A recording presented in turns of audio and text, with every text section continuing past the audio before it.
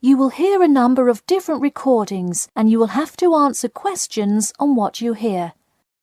There will be time for you to read the instructions and questions, and you will have a chance to check your work. All the recordings will be played once only. The test is in 4 sections. At the end of the test, you will be given 10 minutes to transfer your answers to an answer sheet. Now turn to Section 1. Section 1. You will hear a telephone conversation between a travel company employee and a customer. First, you have some time to look at questions 1 to 5.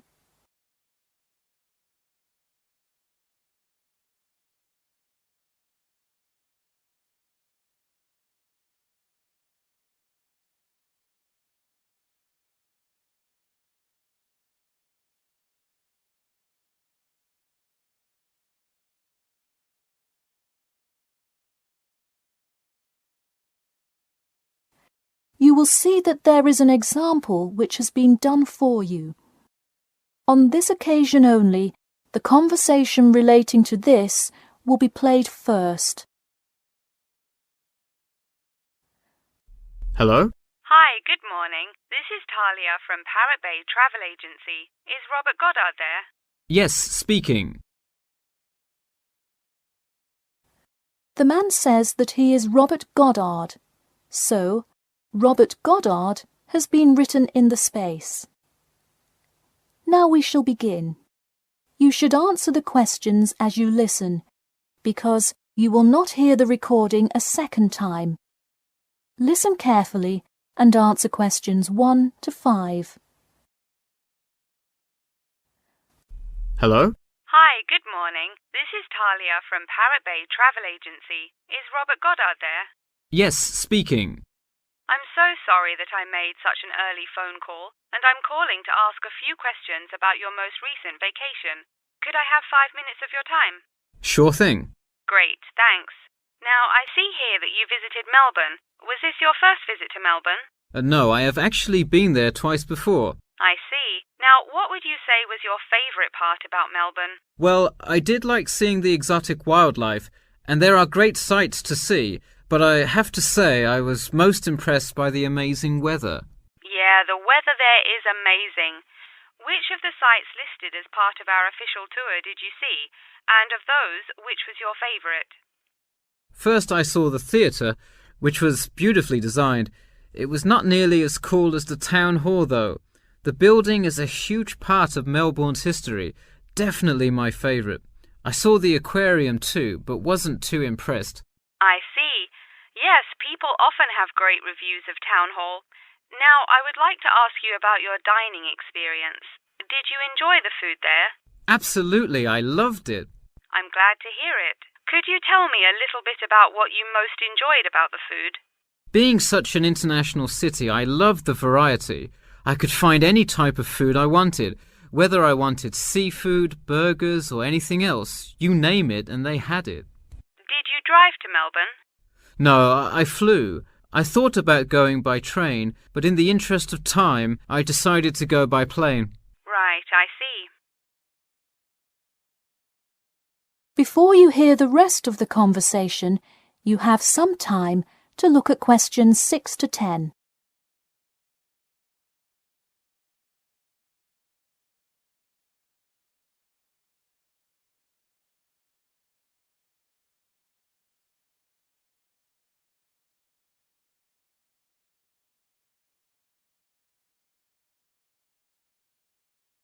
Now listen and answer questions 6 to 10. And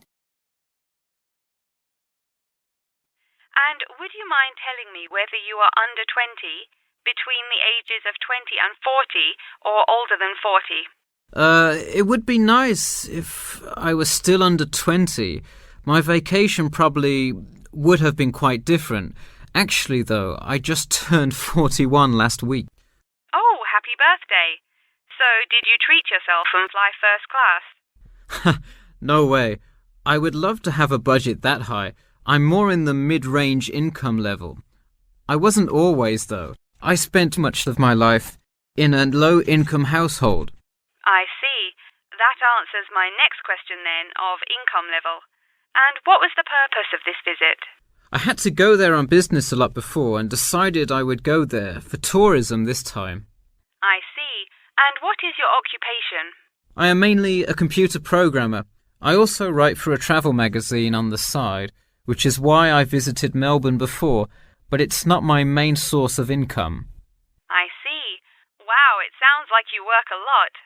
Yes, I am very busy, which is exactly why I took a nice week-long vacation to Melbourne.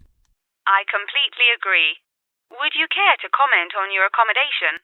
My hotel was a good value. Staying in the city can get really expensive, so it was nice to find such a good price for the location and quality. I'm glad I didn't end up in some cheap motel in the middle of nowhere. I'm glad you didn't either. Well, thank you for taking part in our survey, and I'm glad you enjoyed your vacation. No problem. Take care. That is the end of section 1. You now have half a minute to check your answers.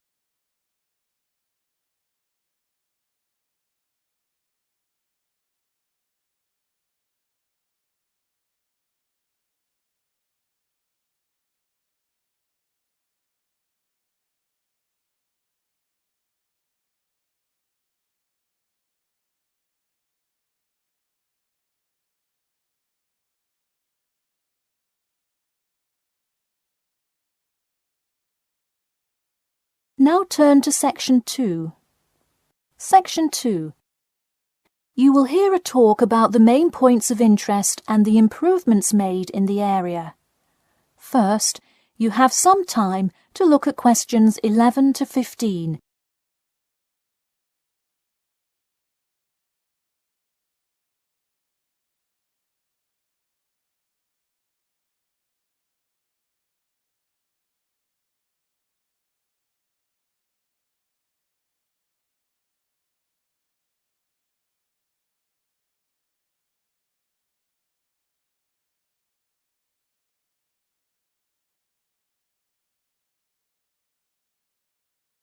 Now listen carefully and answer questions 11 to 15. Thank you all for coming to our community meeting. As you know, we're excited to unveil our improvement plan as we look forward to the influx of tourists in the summer months. I'll start with a quick overview of the main points of interest in the area for anyone who may not quite know his or her way around yet, and then I'll get to the improvements made. First off is my favourite, the Science Museum, which is on the corner of St George Road. If you have not visited yet, I encourage you to go before the busy season. It is absolutely spectacular. There is even a flight simulator you can try out. Just west of the Science Museum is the National History Museum. It's a sight not to be missed as well, with each floor devoted to a different era in our nation's history. There are special exhibits for children with interactive games and fun history lessons too. If you're looking for parking, it is available on the intersection of Queen Street and South King Street in the car park. Standard hourly and daily rates do apply. The best place for souvenirs is the shopping mall, though it gets extremely busy during peak times. You can get there from the Tube or the entrance on Timber Road, just south of Cornwall Road. This area has students everywhere, usually from the primary school across the street from the shopping mall. Classes often take field trips and engage in guided tours through the area. So that's the overview of the main sites, and hopefully by now I've given you a general idea of the area. Before you hear the rest of the talk, you have some time to look at questions 16 to 20.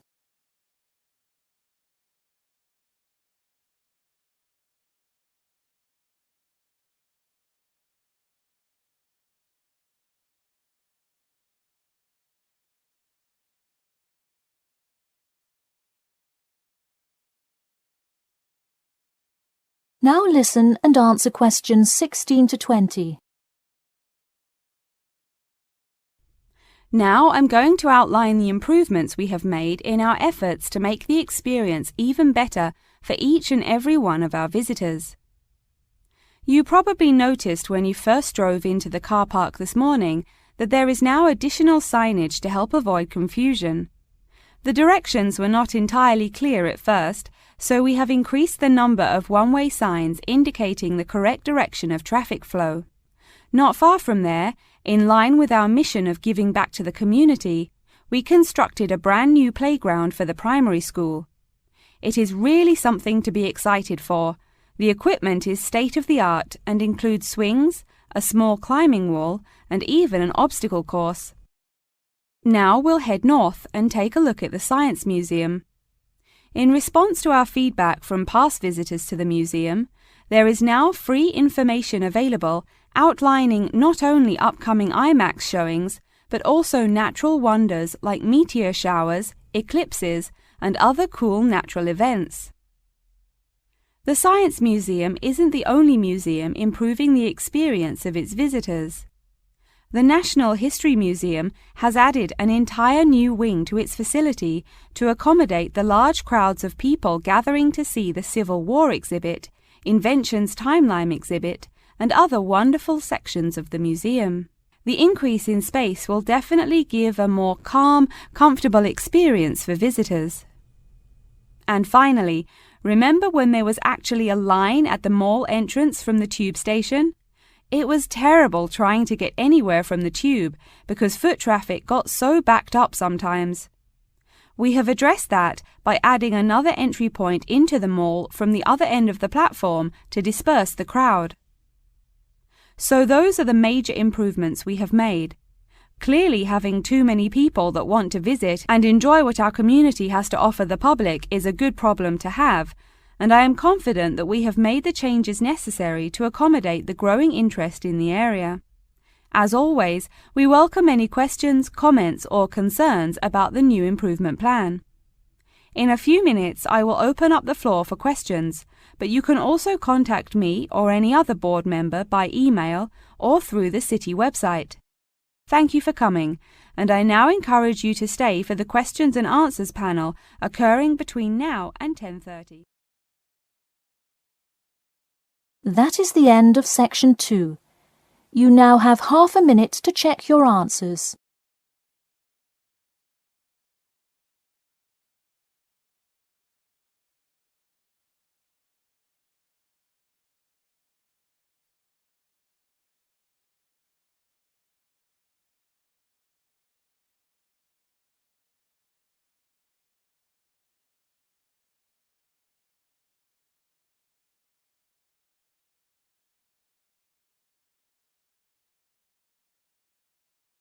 Now turn to Section 3. Section 3. You will hear two students called Jane and Mark talking to their tutor about the project assignments for their senior thesis. First, you have some time to look at questions 21 to 23.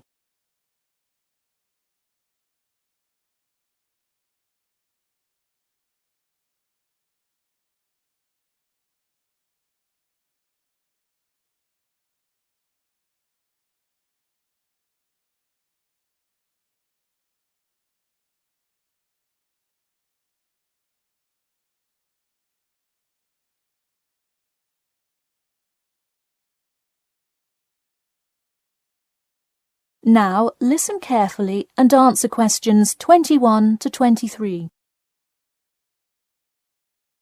So, you were both given your project assignments for your senior thesis today, right? Yes, and we already have to submit our topics next week. But how could they give us a grade this soon? No, next week's due date will not be counted towards your final grade. The teachers are just going to read your topic and give you feedback. Oh, I see. So first we should come up with our topics, and then what? Well, once you know what you want to study, you need to think about how you'll study it. You need to decide on your research methods. The methods will be the main part of your paper. What about the results section? Well, I can give you feedback on that, but you will be the one carrying out an experiment, and thus will have to produce the results on your own. What I would like to do today is practice writing research papers before you even begin your report.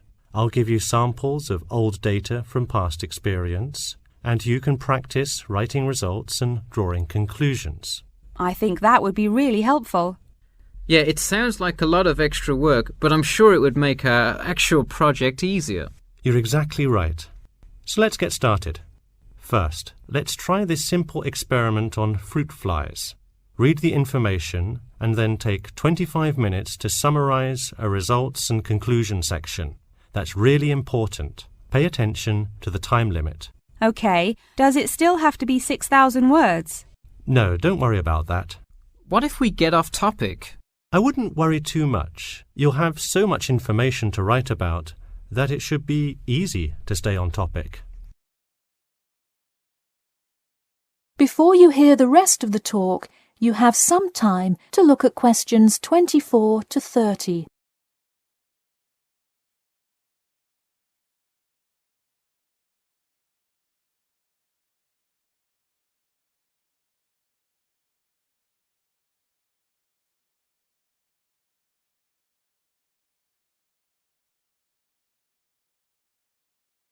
Now listen carefully and answer questions 24 to 30.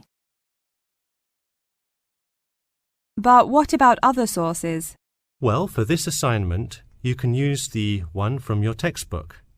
In your actual paper, you should find old experiments that support your topic. So do we need to find different types of sources?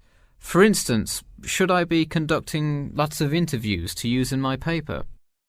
No, there's no need to conduct lots of interviews or anything like that. OK, I'm ready to get started. I'm still a little confused, though, on how we should format our paper. Don't worry about it for now, but on your final paper, make sure to pay attention to the format. It should follow the guidelines exactly. Oh man, I'm starting to understand why they give us all semester to do this. Are there any other small details like that we should know about? Not a whole lot. Make sure you provide 2 copies. One for your teacher, of course, but one for yourself as well. And of course, you know the due date, right? It's April the 11th, right? What? No, it's May 11th, right? Yes. The due date is May 11. Write it down. Oh, wow. Yeah, I need to note it. Also, I'm having trouble finding information on my topic. What if I can't find enough good sources? It's all right to change your topic. Just make sure to do it before the beginning of April. Oh, really? Wow, I'm definitely going to change it then. Just make sure to write a note to your teacher, letting him or her know. OK, so getting back to writing this sample paper, where do we start? Should I just explain the experiment and what happened? Well, you need to start with your hypothesis, what you think will happen, and then describe your procedure. Then you can write up the results and your conclusions. Oh boy, I don't know if I can handle any more instructions. That is the end of section 3. You now have half a minute to check your answers.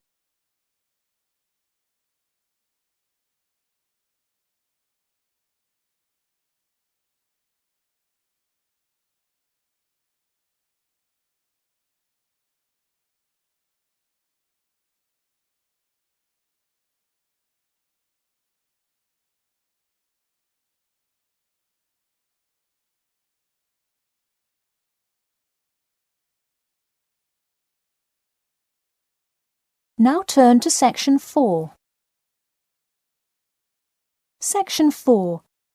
You will hear part of a lecture about factors you should consider when creating advertising materials and the effects they can have on your product sales.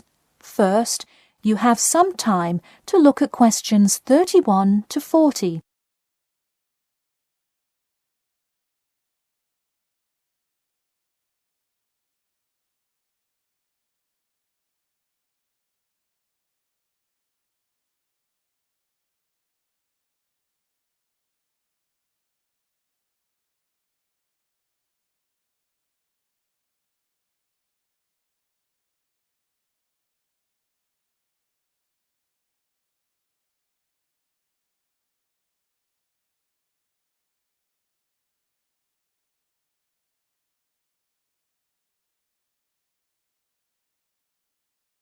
Now listen carefully and answer questions 31 to 40. Hello class, and welcome back to Marketing Strategies. This week I will expand upon last week's lecture by talking about factors you should consider when creating advertising materials and the effects they can have on your product sales. Lesson 1. Limit your advertising to the geographic area of your target market. Though you may have a product that people want in a large area, the distance that customers are willing to travel is a significant factor in their choice of where to purchase that product. Take this example. If you're really hungry and decide you want a burrito, would you choose the restaurant that is a block from your apartment, or the one that is just as good, or even slightly better, across town? Of course, you'd pick the closer restaurant. Next, there's the method of communication to your target market. How do you decide among radio ads, TV commercials, flyers, or even word of mouth? While we often think of the visual presentation of ads, there's much more to advertising than the look. Studies show that consumers are much more likely to remember advertising slogans if there's also a sound plate. Did you know that your sense of smell is closely linked with memory? Think about Mandy's candy store up the road. Every time you walk past it, you can just smell the chocolate, right? I bet you can almost smell it now. Just mentioning the name brings about the smell memory and, in turn, a chocolate craving. What better way to sell chocolate bars? Obviously, sometimes appealing to the senses isn't the most practical way to advertise. For example, it's a good idea to come up with a marketing strategy that adapts to the product, especially digital products.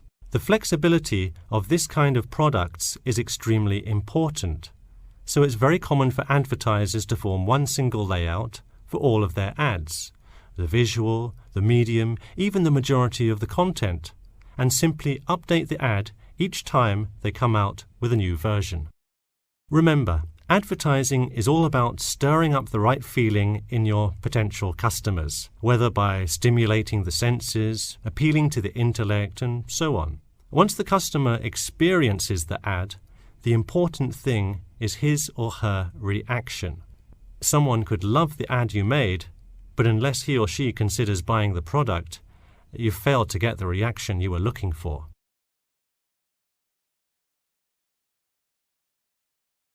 So once you have successfully reached your target customer, and you have his or her business, often you'll want to expand to a larger market. More often than not, the same marketing strategies you used in your small campaign may not work for a larger audience. The larger you scale your product, the more factors you must consider. For instance, Apple operates worldwide, so they must tailor their advertising for each market they enter. Often you'll see Apple ads on international flights that appear not only in English, which is the lingua franca of most regions, but also in the native languages of the majority of passengers. I travelled to Russia last week, and it was really interesting to see the same Nike ad that I've seen 100 times, except this time it was in Russian.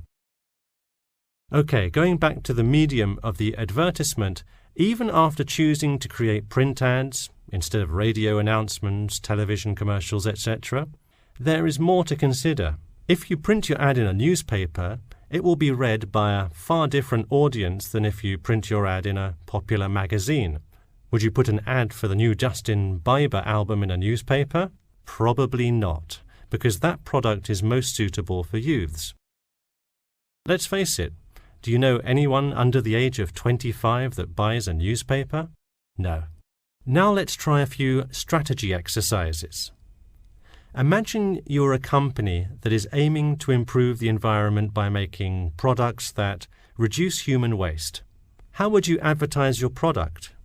Clearly it would send the wrong message if you put up flyers or other materials that cause lots of waste paper. Consider instead putting commercials on the Health Channel or buying ad space on websites like UNESCO. Or here's another example. What is one great place to advertise suntan lotion? How about a swimming pool? It has the exact group of people that need the product.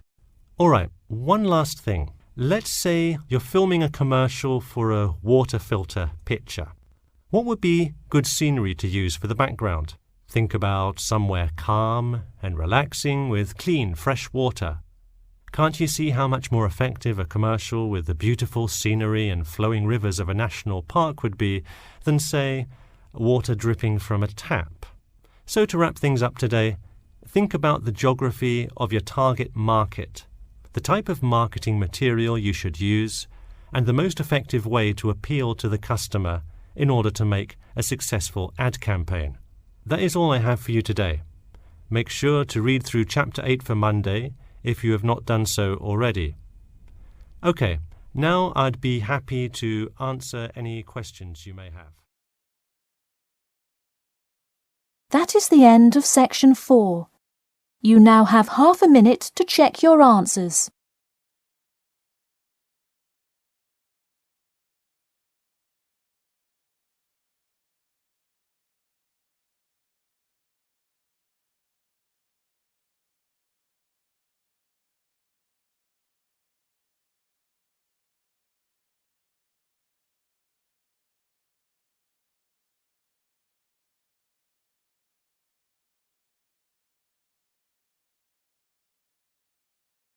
That is the end of the listening test.